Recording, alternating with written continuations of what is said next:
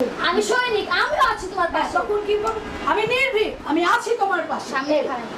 আমি সৈনিক, আমিও আছি তোমার পাশে। আমি অন্যায় যত বেড়ে যায় আমিও আছি তোমার সাথে। আমরা আছি তোমার সাথে। তোমার পাশে তোমাকে বলতেই হবে বন্ধু। এই যে তোমরা হ্যাঁ ভাই, যাবো না। আমরা আছি তোমার পাশে। তখন পুরানো আর নতুনটা যখন একসাথে হয় আমি বুঝি যে ওরা যে কতটা ডেভেলপ করেছে। এখন ওরা যে কোনো জায়গায় যে মাইক্রোফোন দিলে কথা বলতে পারবে। আমার দৃঢ় বিশ্বাস এখনো যদি ওদেরকে মাইক্রোফোন দিয়ে বলা হয় যে কেউ কথা বলতে পারবে। এই এই স্ট্রং এবং এই স্ট্রেংথটা ওরা অর্জন করেছে। আর ওদের মেধা অনেক, ওরা প্রত্যেকে খুব মেধাবী।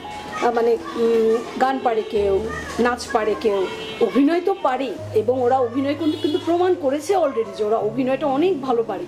এবং ওরা শিল্পকলার মঞ্চ থেকে শুরু করে শাহবাগ, রবীন্দ্র সরোবর, বাংলাদেশ বিজ্ঞান ও প্রযুক্তি জাদুঘর, এসব জায়গায় শো করেছে। একদিন এক বিজ্ঞ কসাই ডেকে বললো, এই যে কসাই, বলুন দেখি কথা কেন হিন্দুরা খায়, গরু কেন মুসলিমে? আমি বললাম সে অনেক কথা, বেশ করে তা লিখতে হবে কর্ণফুলীর এক। কসাই শুনে মুচকি হাসে, কথাটা তো বেশ বলেছো কাকি, আমি কিন্তু একই ছড়ায় এ দুটোকেই কাছি।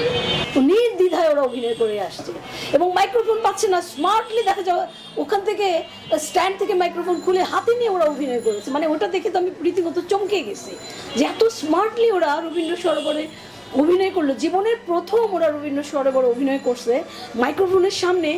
আমি ভয়ে আমার হাত পা কাঁপছিল, কিন্তু ওরা দেখলাম মাই গুডনেস ওরা অভিনয় করে চলে আসলো।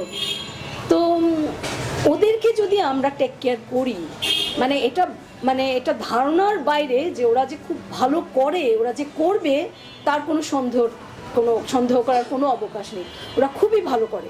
শুধু এটা না, পড়াশোনায় ওরা অনেক ভালো। একজন তো এখান থেকে ম্যাট্রিক পাস করে ইউনিভার্সিটিতে পড়ছে দুইজন, একজন কলেজে পড়ছে, দুইজন কলেজে পড়ছে, একজন ইউনিভার্সিটিতে গেল, বাকিরাও যাবে, 8-এ পড়ছে, 7-এ পড়ছে, 6-এ পড়ছে, এরাও ম্যাট্রিক পাস করবে।